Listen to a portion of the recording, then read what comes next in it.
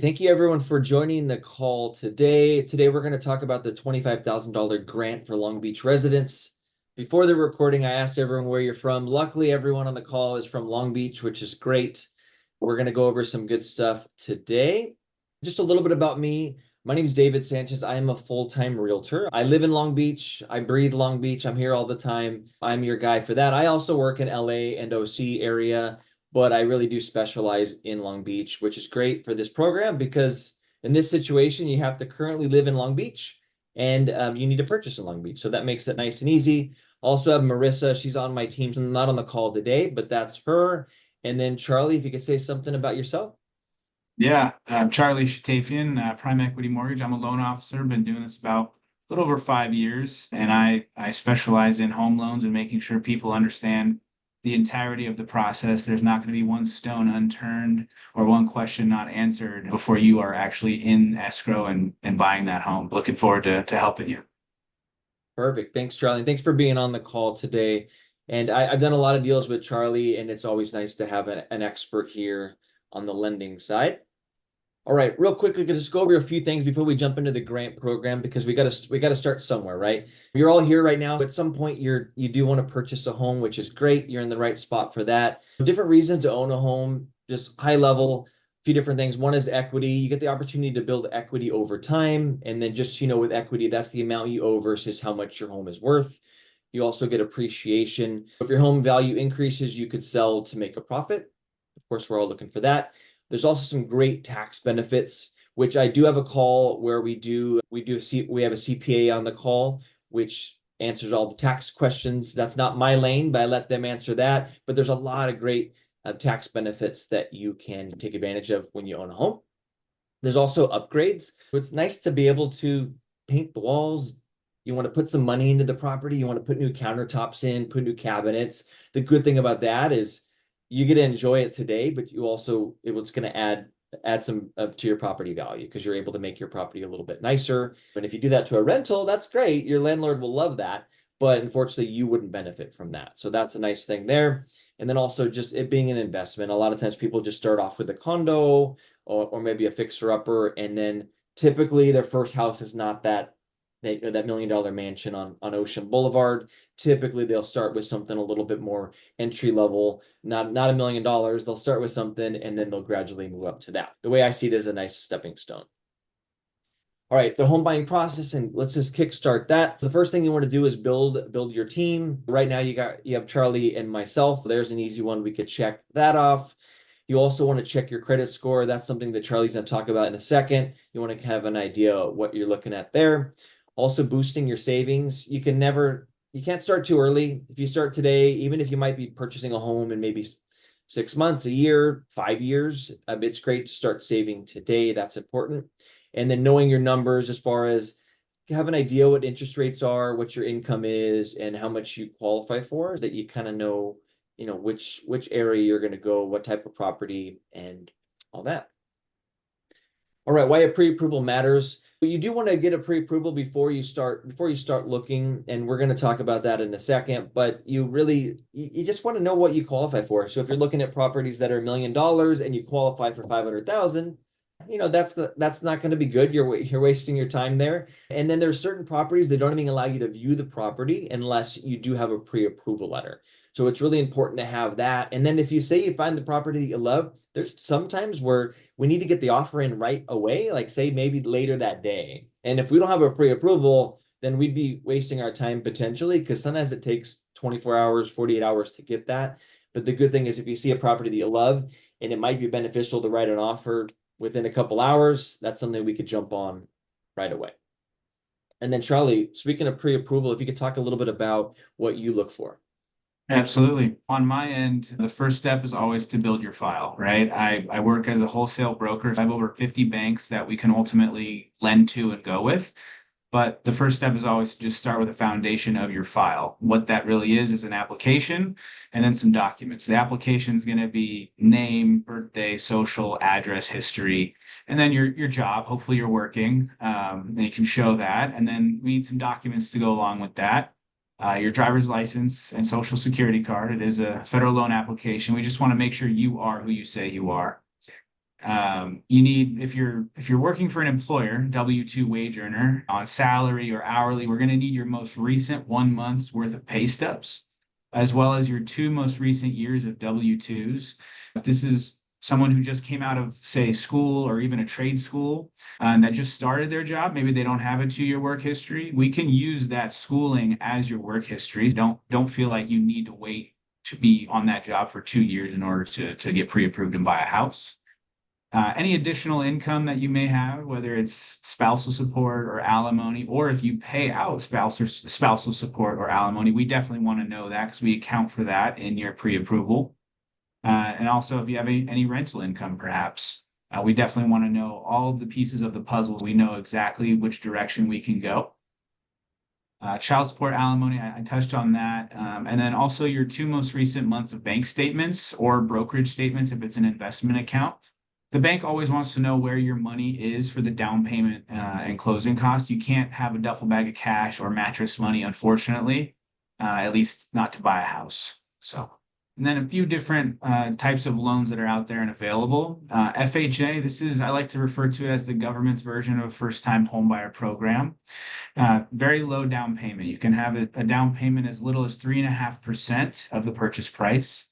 The rate can be fixed or adjustable. I'd say 99.9% of people go with the fixed rate because it never changes unless you refinance when rates do go down. You do have mortgage insurance with an FHA loan. That's for the life of the loan, unless, again, you refinance out of that loan down the road, maybe into a conventional loan or a different type. And then the minimum FICO score is actually 580, as opposed to some other programs make you have a little bit higher, a little bit more lenient. I like to say that FHA is very relaxed in how we get approved versus conventional, which I'll talk about in a second, is a little bit more strict. And then, yeah, minimum down payment, 3.5%. Conventional, very similar, also fixed and adjustable rates available. Your PMI or your mortgage insurance, it actually goes away once your equity position reaches 20%. There's a few different ways to actually accomplish that, which we can dive down on a different call. The minimum FICO is a little bit higher. Remember, a little bit more strict than FHA at 620.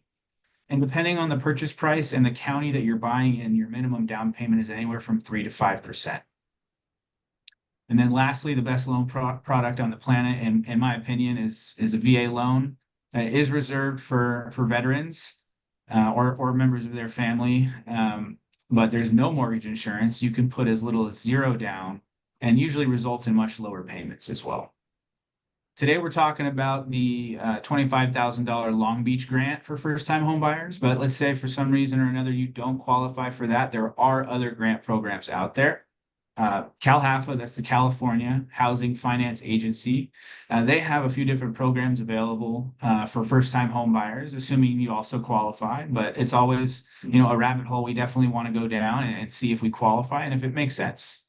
All right, and then I'll take over here. This is what we've all been waiting for. The Long Beach grant, which is $25,000 that you don't have to repay, which is great. Let me go through a few different things. For the $25,000 grant, up to that amount, you can use that towards your down payment. You can use it towards closing costs. You can also use it to pay down points or any fees that you might have.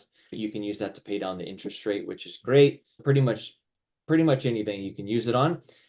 And another couple key points is this money is free. I just want to make sure you say that. We don't usually say free, but in this case, there's really no strings attached. There's a lot of other programs that, Charlie could tell you about on a different call where you do have to give the money back, like say if you sell the property. In this situation, as long as you own the home for 5 years, then you could sell it right after, and then you wouldn't have to pay that back.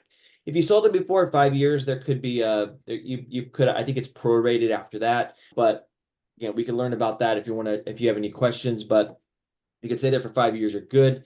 Must currently live in Long Beach. That's important. You have to live in Long Beach, and that could be anywhere in Long Beach. They had this program, it was last year, and they made some adjustments. Before, it was a little area they trimmed out, and it was a good chunk of Long Beach wasn't on there. They've opened it up and actually raised it to the 25,000, and now it's anywhere in Long Beach. You're good, but you do have to purchase in Long Beach. So you could live on Naples, buy in Naples, an expensive area, as long as you qualify, then you'd be good. You also must upload completed documents to the portal. I will send everyone a link, or Charlie, if you could even throw it in the chat would be good when you get a chance. And then anyone that's listening to this recording, we will make sure to throw that in there, and there'll be a little QR code that you guys can go to and you'll be good. But you're going to upload all these documents. That's usually what takes a little bit more time. Don't give up on that. They're the important documents that you're going to need anyway when you get a loan. You're going to have all that stuff, and it's not very difficult, but you're going to upload that. And then you also must be pre-approved by the lender before applying. So that's something, and that's why we kind of started with that with Charlie, that we do got to get that pre-approval before you actually apply. Talking to Charlie as soon as possible will be great because he can get you in 24 hours, you can have a pre-approval ready to go. Another thing is you need to be a first generation home buyer. So in your family, it's like, so let's say your family, your dad bought a house 10 years ago, then potentially you wouldn't qualify for that. But that's something you got to pay attention to. But if you are the first generation home buyer in your family, then you could potentially qualify for that. And then another one that's important, because realtors are important, right? Must be represented by a licensed realtor. Luckily, I'm licensed. We're good to go there. All right, a couple of things. There's income eligibility. They did raise this from the one that they had a year before. So it's pretty good, a pretty good amount. It's 20% of the LA County AMI. You have, for one per se, you're the only one that lives in your house, then that would be 137,500. That's how much that would be your income. If you make over that, unfortunately, you don't qualify. But if you make under that, which is a good amount of people, then you could potentially qualify, which is great. I know a lot of these programs, they're much lower as far as what you can qualify for. This is actually a pretty good amount, which is great. But pay attention to how many people in your household, because you'll kind of move down the scale on this. You can see what you qualify for. All right, a couple things, just so everyone sees the timeline, because I know you want to know kind of what to expect. Pre-approved, talk to Charlie today, tomorrow. It usually will take 24 hours and he'll get on it right away. Initial grant approval, that's going to be 2 to 3 weeks. As long as you're on top of it pretty quickly. And we've had a few clients that have applied and have their pre-approvals ready to go for the grant, but it takes 2 to 3 weeks. The final grant approval, this is what you're going to do in escrow, and that's going to be 2 to 3 weeks. When we did it, that was really smooth. You also want to complete an 8-hour financial education class before the close of escrow. You don't need to do it right away. You could do it in escrow if you want, but you want to do it before the close of escrow. I'd recommend not waiting till the last second because you won't stress out. But it's a good class to be a part of. It's only 8 hours, but $25,000, to me, that would be worth it for 8 hours of my time. And then a grant approval valid for 6 months. Say you get, if you want to buy something in 6 months, that's perfectly fine. I would say get on it right now, because sometimes people push up that timeline.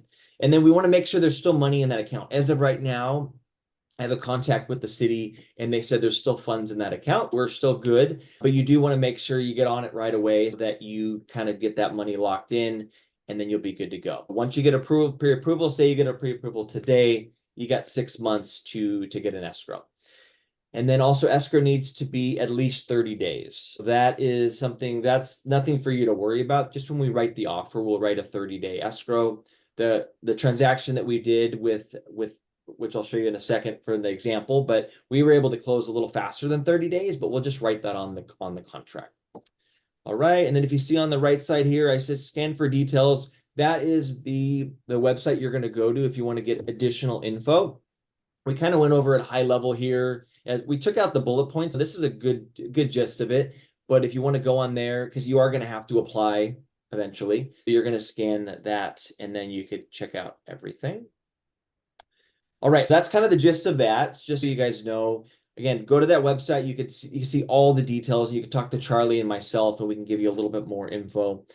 That's the grant. But let's jump to the next one, because once we actually open escrow, I think it's important for you guys to know this, and also just kind of leading up to it as well, because we do want to keep your credit score as high as possible, because that's how you're going to get potentially a better rate. I like to call this the 10 commandments. So first one is thou shalt not change jobs, become self-employed, or quit your job.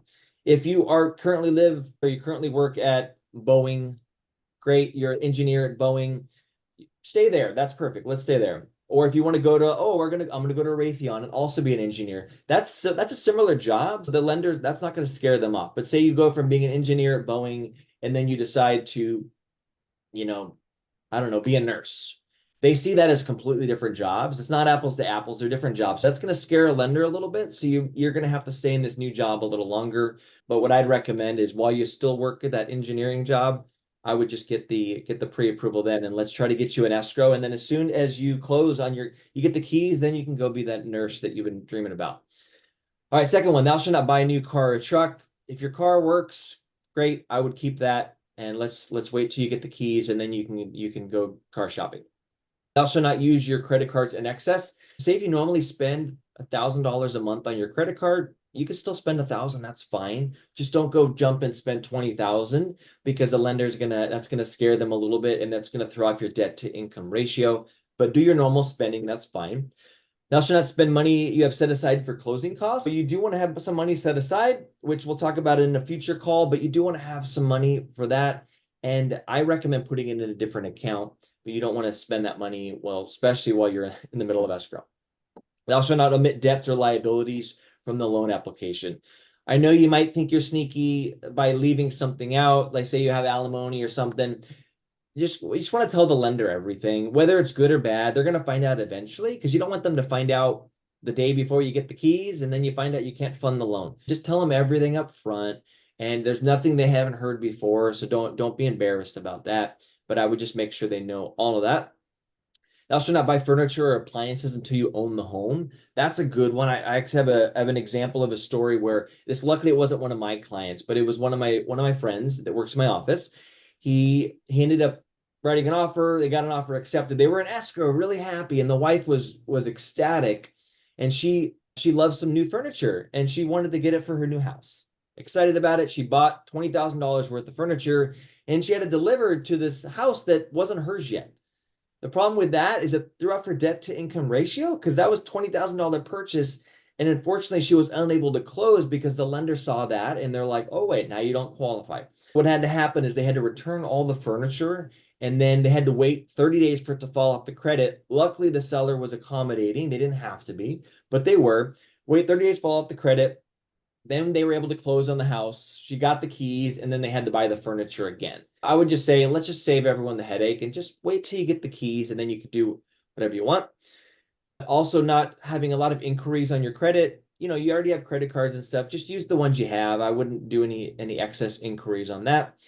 Also, if you have any large deposits, say you have a family member that just wants to give you money, if you have one of those, hold on to them. So they want to give you $80,000 for your new home. That's great. I would say happily accept that. But before you do, talk to the lender and say, hey, my dad wants to give me $80,000. How do I accept this? Okay. The lender's going to say, have your dad fill out this form that just says this is a gift. Because the way the lenders see it, say they have $80,000 going into the account, they think that potentially you're getting a loan from someone. Then they're thinking, okay, who am I in the loan process? Are they going to pay me first? Are they going to pay this other person? That's just how they think. But if we get a letter that says, no, my dad gave me a gift because he loves me, perfect, then you're good. Also, not changing bank accounts. You don't want to change bank accounts or add bank accounts. I would just say keep your life simple as long as you can. And then once you close, then you can add anything you want. Also, one other one, this is important. A lot of times people with kids, they have little Timmy who wants to buy this new car and he's really excited about it. He just turned 16 and he's got a good job, but he needs a cosigner. What I would tell him is, hey, Timmy, you're going to wait till we get the keys to our new home because I can't co-sign for you because the lenders see that as a liability. Because if you co-sign, it's just like it's like you're getting the loan. That throws you off your debt to income ratio, which you don't want to do that. I would just say, wait till you get the keys to your home. And then at that point, then you could co-sign for him. Tell him to just wait on his new car. All right. And then one other thing, we're going to go over this in another call. So if you want to join, I'll get to that slide in a second. If you want to join one of our other calls, we go more in depth on this, but I'll kind of breeze through this so you have an idea of what to expect and for the journey of home ownership. All right. First thing I want to do is build a team. If you could trust, you got Charlie and I, you're good there. Obtain a pre-approval, connect to Charlie on that. Then we get the fun job of going house hunting. We get to look around and find homes that you love. We find the home we do love, we got to make an offer on it. Perfect. At that point, we get an offer accepted.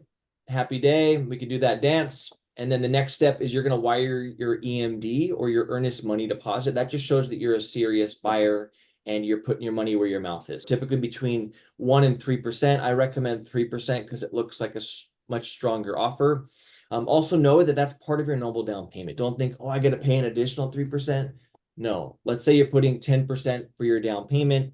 Then you're going to take this 3% and just put that into the escrow account up front. And speaking of escrow, that's a neutral third party that's going to go into that account and they're going to hold on to it till the closing. Out of the 10%, you're going to have 3% up front, and then the additional 7% is going to be before you close escrow. All right, we also have contingencies. Again, we'll go on this in a different call, but we have our inspection contingency, appraisal, and a loan contingency. These are really in place just to protect the buyer. The good thing is there's a lot of ways out of these transactions, and if you get an escrow, but again, we'll do that another day. Once you're happy with the purchase and all of your contingencies are met, then that's when you could remove them. You're good to go. That's typically about a week before you close escrow. You sign loan docs. That's when you're going to wire that additional 7% in. And then the escrow or the lender is going to provide the additional funds to escrow. And then you get the keys to your new home and we're all happy. All right. I know that was a long process and typically people have steam coming out of their ears. If that's you, that's perfectly fine and very normal. Also know I did this one kind of fast because we go over this on other calls a little bit more in depth, but I just want you guys to have an idea of what to expect. And it's not scary. I do this every day. There's Charlie. And it's not that scary when you have someone to hold your hand along the way. All right, speaking of holding hands, this is one of our clients that Charlie and I we worked with together, and she came to one of these calls. She went to our first time homebuyer seminar call, and we walked through the process with her. She's one of those that had steam coming out of her ears a little bit, but she was listening, she absorbed a lot of it, and she felt comfortable to move forward. Luckily, she qualified for that Long Beach grant, which was great. She got $25,000 that she doesn't have to repay. You can see that lovely home behind her. Oh, and you could see here right here. She's the one on the left. I don't know if you could see what I'm highlighting. She's the one on the left. That's Cynthia. And then Marissa is the other one there. She was able to be there that day. Unfortunately, I couldn't be there. I was out of town. But it was an exciting time. And this is just a little screenshot from Instagram. And she was really excited about it. She loves her new home. But the cool thing about this is she got $25,000 from Long Beach, the city that she lived in and loved.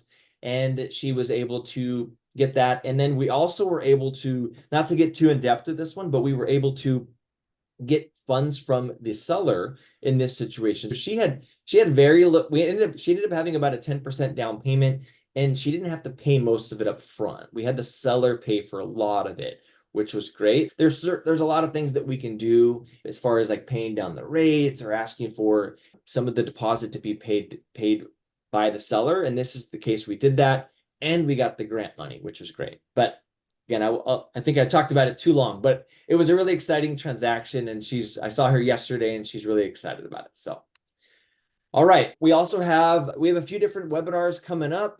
I always have a lot. One of them is tax benefits for homeowners. I just had that call last week. If that's something that interests you, let me know. I can share the link with you. I do typically post it once a quarter, and I have a CPA that's on, and he goes over all the different tax benefits, which is a good one. Also, the first time homebuyer seminar, that's a great one. That's the one I keep referencing, where we go over this a little bit more in depth. We don't focus so much on the Long Beach grant. We touch on it, but we go more into just the whole buying process, and we go into a couple of things. Also, one that I'm really passionate about is winning the bidding war. That's starting to pick up a little bit where we get a few offers on a home, but there's different ways to win that. And that's something that I'm very passionate about because I want to get the keys for my client. That's kind of a fun one. I talked about how we do that. And then another one we have is a home inspection deep dive. That's just if some people that like to know all this stuff before they get to the point where they're getting an escrow, these are great calls for that.